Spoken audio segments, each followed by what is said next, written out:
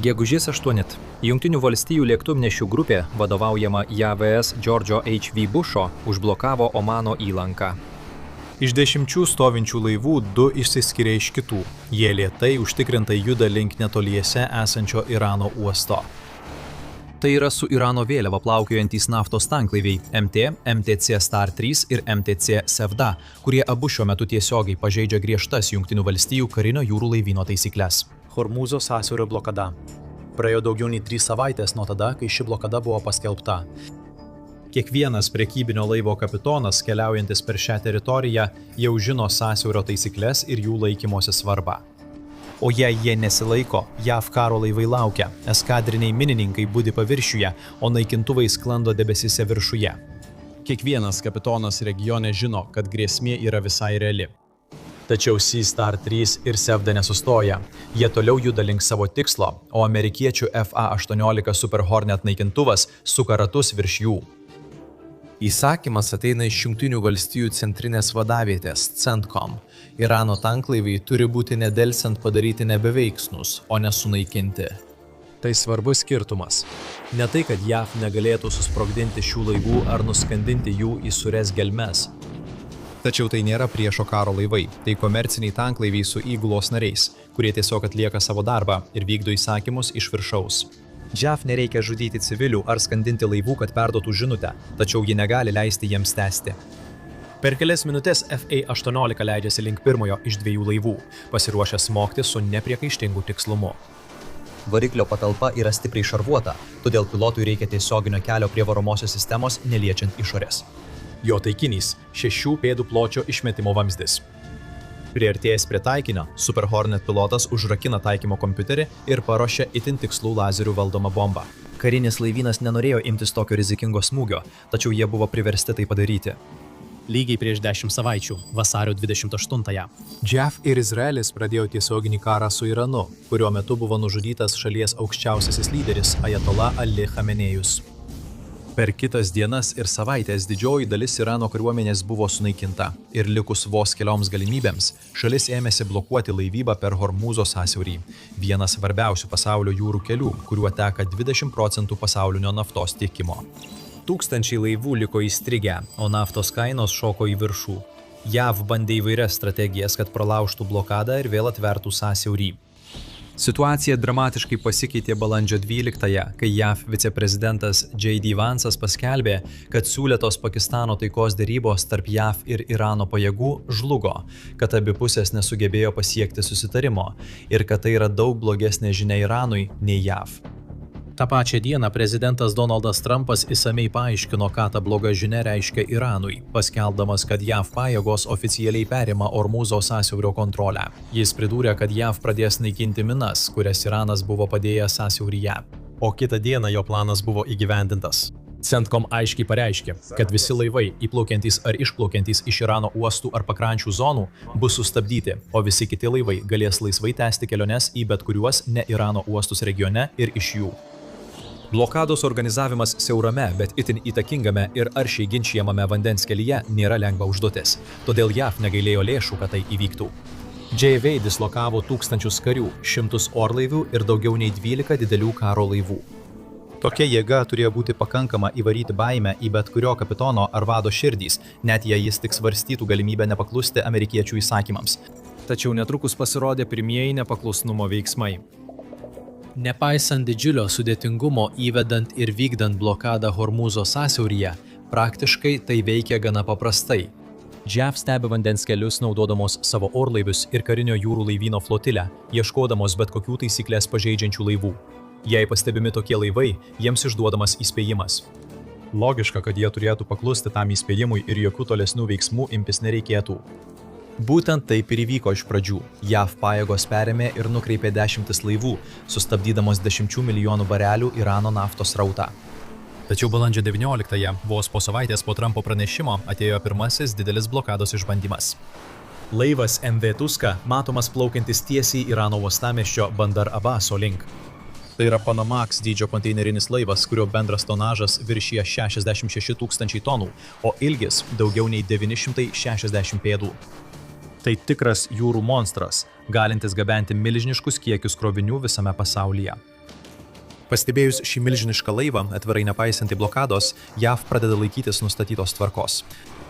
Valdomųjų raketų naikintojas JAV laivas Spruance išsiunčiamas perimti Tusker ir pateikti aiškų įspėjimą, raginantį nedelsiant nutraukti kelionę ir pakeisti maršrutą. Jis atsisako. 6 valandas karinio jūrų laivyno naikintojas toliau sekė Tusker, nuolat siųsdamas įspėjimus per radiją nuo tiltelio iki tiltelio ir net paleisdamas perspėjamosius šūvius virš laivo priekio. Vis dėlto Tusker kapitonas atsisakė paklusti, neatsakingai rizikuodamas savimi, savo įgulą ir visų laivu. Praeina valandos, bet niekas nesikeičia. 6 valandos jūroje – ilgas laikas. Ir nors krovininiai laivai, tokie kaip Tusker, juda lėtai, jie vis tiek juda, su kiekviena akimirka artėdami prie savo tikslą. JAV negali sau leisti laukti amžinai. Šios aklavietės negalima leisti tęstis. Taigi po 6 varginančių valandų nuolatinių derybų, kurios nedavė jokio teigiamo rezultato, Įsakymas ateina iš CENTCOM vado admirolo Bredo Cooperio. Spruance gauna leidimą paleisti paralyžiuojančią ugnį į Tuskar, esančią Irano laive. Amerikiečiai atsiunčia dar vieną žinutę, tačiau tai nėra perspėjimas. Šį kartą tai įsakymas. Visi esantys Tuskar variklių skyriuje turi nedelsdami evakuotis, kitaip rizikuoja prarasti gyvybę. Netrukus po to JAV naikintojas atidengė ugnį iš savo 5 colių Mark 45 Mod 4 pagrindinio pabūklo. Laivas atliko itin tikslų, beveik snaiperio vertą smūgį tiesiai į Tuskar variklių skyrių. 9 šūviai, tiek ir užteko. 5 kolių sviediniai tiesiogiai pramušė plieninį korpusą, prasiskverbė į variklių skyriaus išorę ir suplėšė laivo varomosios sistemos įrangą. Per kelias sekundės Tuskar staiga sustojo. Jai buvo įspėta, ji nepaklausė ir už tai sumokėjo kainą.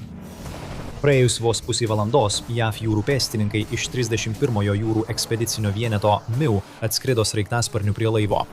Jie puikiai panaudojo daugelio metų treniruotes itin efektyvioje greito priartėjimo operacijoje ir netrukus perėmė laivo kontrolę. Vienu mostu JAV įrodė, kad yra pasirengusios, pasiryžusios ir pajėgos įgyvendinti savo blokadą pačiais efektyviausiais ir tiksliausiais būdais. Ne bombardavimais ar raketų smūgiais, o stulbinančiai tiksliais išpuoliais, kurie paralyžiuoja net ir pačius didžiausius krovininius laivus. Akimirksniu tai jau nebe vien žodžių karas, o tikri smarkūs veiksmai. Lieka tik vienas klausimas. Ar Irano kapitonas pasimokys iš Tuskaro pavyzdžio, ar ir toliau kvailai bandys išvengti blokados? Atsakymas pasirodo greitai, gegužės 6-ąją. Iranas nepasimokė. Nuo tada, kai buvo išjungtas Tuskar, buvo pastebėta ir sustabdyta dar keletas vadinamųjų blokados laužytojų. Iranas netgi ėmėsi naudoti šešėlinių tanklaivių taktiką, leidžia krovinius gabenančius laivus su išjungtais siųstuvais ir paslėptais pavadinimais, tikėdamasis, kad jiems pavyks praslysti nepastebėtiems. Tačiau JAV visada stebi akis danguje ir vandenyse. Jų pajėgos seka kiekvieną laivą kertantį Hormūzo sąsiaurį. Jie kruopščiai identifikuoja kiekvieną laivą, tikrina jo istoriją, savininkus, vėliavas ir kitą informaciją, kad nustatytų, iš kur jis atplaukė ir kur vyksta.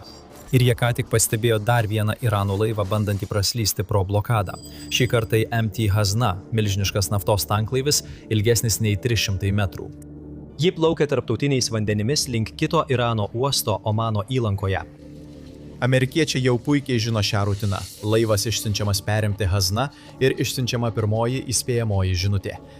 Laivui aiškiai pasakoma, kad jis pažeidžia blokadą ir turi pakeisti kursą arba susidurti su pasekmėmis. Kaip ir Tuskar, Hazna atsisako paklusti. Sekė dar daugiau įspėjimų, tačiau ir jie nedavė norimo rezultato. Hazna išlaiko savo kursą ir vis artėja prie paskirties uosto. Dar kartą JAV nelieka jokio kito pasirinkimo. JAV karinio jūrų laivyno FA-18 Super Hornet pakyla nuo lėktuvnešio Abrahamas Lincolnas ir skrieja Irano tanklaivio link. Pilotui duodamas įsakymas išjungti laivą, tačiau jis nesitaiko į variklio skyrių, kaip buvo su Tuskaro. Vietoj to jis nusitaiko į dar mažesnį taikinį – vairą, esantį už tanklaivio sraigto. Tokį šūvį atlikti reikalauja nepaprastų įgūdžių, tačiau JAV turi vienus geriausių pilotų pasaulyje. Jie yra vienų intensyviausių mokymo programų rezultatas. Priartėjęs idealiu kampu, jis tiksliai nutaiko savo šūvį. Pilotas paspaudžia savo Super Hornet M61A2 Vulcan 20 mm kulkosvaidžio gaiduką ir keliais šūviais tiesiai į vairą jį akimirksniu išjungia. Hazna neprarado galios, jos variklis ir beveik visi svarbiausi komponentai liko nepažeisti, o kapitonas ir įgula taip pat nenukentėjo. Tačiau vairas buvo bevertis ir laivas buvo išvestas iš rikiuotės. Tačiau sunaikinus 300 metrų ilgio tanklaivio vairą kyla didžiulė dreifavimo grėsmė. Be vairo tanklaivis tampa milžiniška, nevaldoma judančia raketa, galinčia pavojingai dreifuoti į aplinkinį komercinį eismą arba užplaukti ant seklumos. CENTCOM reikėjo būdo sunaikinti laivą iš vidaus, priverčiant jį nuleisti inkarą būtent toje vietoje, kur jis buvo. Tai mus sugrąžina prie gegužės 8-osios MTC Star 3 ir MTC Sevda toliau tęsia savo kursą Omano įlankoje. Priartėjus prie netoliese esančio Irano uosto viršuje, 100 mylių per valandą greičiu artėja FFA-18 Super Hornet. Jis taip pat ruošiasi surengti dar vieną sturbinančiai tikslų smūgį. Ne ant vairo, ne variklio skyriuje, ne kamine. Šios didžiulės konstrukcijos iškyla iš šių laivų viršaus. Bet jei pažvelgtumėte į jų vidų, pamatytumėte visą kelią žemyn iki variklių, nes kaminas iš esmės yra tik didžiulis vertikalus išmetimo vamzdis.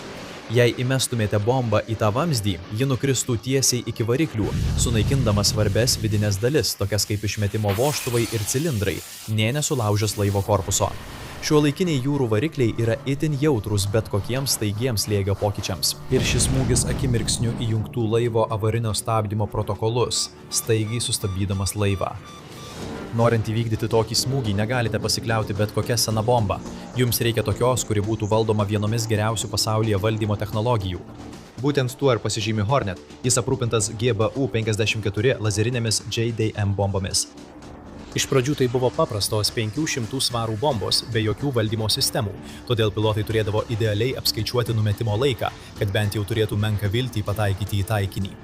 Tačiau pridėjus Joint Direct Attack Munition rinkinį, šios paprastos bombos tampa panašios į raketas. Jos naudoja GPS ir inercinės navigacijos sistemas, kad pataikytų į taikinius. Turėdamos beveik tobulą tikslumą ir tik minimalias paklaidas, pridėjus lazerinį valdymą, jų tikslumas dar labiau padidėja, leidžiant patikimai pataikyti net į judančius taikinius. Suderinęs taikinį, Super Hornet pilotas paspaudžia mygtuką, bomba numetama, o GBU vidinės navigacijos sistemos perima valdymą ir nukreipia sprogmenį į taikinį.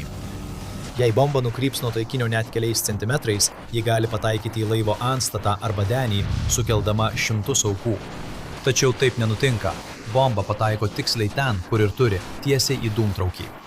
Sprogimo banga yra uždaryta plieninėme vamzdyje, todėl jai nelieka nieko kito, kaip tik eiti žemyn. 500 svarų sprogmenų detonuojama jūrinėme dizelinėme variklyje, kuris dydžiu prilygsta 3 aukštų pasadui. Skeveldros suplėšo turbokompresorius, plieninius pavaros velenus, sanvariklius, pagrindiniai varikliai užgęsta, sraigtas sustoja, o laivas paskęsta tamsoje. Praėjus vos kelioms minutėms po to, kai pirmasis Irano laivas buvo išjungtas, antrasis patiria lygiai tą patį likimą. Dar kartą lazerių valdoma raketa paleidžiama iš Super Hornet. Ji nutaikoma į taikinį, dūmtraukį ir dideliu greičiu įskrenda į angą, sunaikindama laivo varomąsias sistemas iš vidaus. Prieš kelias minutės šie du laivai lėtai, bet neišvengiamai plaukė link savo tikslo, akivaizdžiai pažeisdami Amerikos blokadą. Dabar iš jų veržiasi dūmų stulpai, nes varikliai sugenda, o įgulos skuba į gelbėjimo valtis. Abu laivai sustojo vandenyje, bet svarbiausia, jie vis dar plūduriuoja. Tai reiškia, kad nėra bereikalingų gyvybių praradimų, humanitarinių krizių, didžiulių naftos išsiliejimų ar ekologinių katastrofų, dėl kurių reikėtų nerimauti. Ir būtent tai yra dūmtraukio smūgio esmė. Čia ne JAV karinio jūrų laivyno tikslumo, ginklų ar pilotų mokymo demonstravimas. Tai yra aukščiausia jūrų blokados įgyvendinimo išraiška. Tobulas, tikslus ir akimirksnį paralyžiuojantis smūgis, galintis priversti naftos tanklaivius ir krovininius laivus sustoti. Ir visa tai be kraujo praliejimo ar žiaurumo. 2026 m. gegužės viduryje CENTCOM praneša, kad blokados perėmimai ir tikslų smūgiai sustabdė daugiau nei 70 tanklaivių nuo įplaukimo ar išplaukimo iš Irano uostų. Tie patys laivai gali pervežti daugiau nei 166 milijonus barelių naftos, kurios vertė siekia apie $13 milijardų.